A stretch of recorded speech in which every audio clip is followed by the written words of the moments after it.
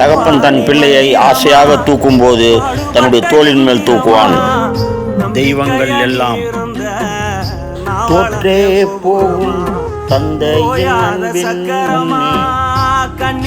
முன்னே தாய் தன்னுடைய பிள்ளையை அரவணைத்து தன்னுடைய முகம் மட்டும் பார்க்கும்படி செய்வாள். தாலாட்டு பாடும் தாயின் அன்பும் தந்தையின் அன்புக்கு பின்னேதான்.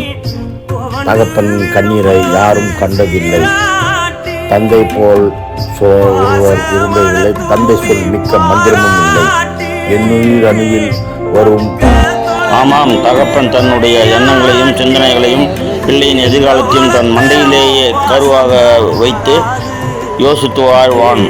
அது மட்டும் இல்லாமல் தான் காணாத உலகத்தை அவன் காண வேண்டும் என்று தோளின் மேல் தூக்கி அவனுடைய கண்ணின் ஹைட்டிலிருந்து அவன் பார்க்கும் உலகம் பெரிதாக இருக்க வேண்டும் என்று காட்டுவான். ஆனால் தாய் அப்படி இல்லை. தன் மார்போடு அணைத்து தன் குழந்தை தன்னை மட்டுமே நேசிக்க வேண்டும், தன்னை மட்டுமே தனக்காகவும் வாழ வேண்டும் என்று நினைப்பவள் தாய். ஆகையினால் தந்தையின் முன்னே எல்லா தெய்வமும் தோர்த்து விடும் என்று இதிலிருந்து புரிகிறது அல்லவா?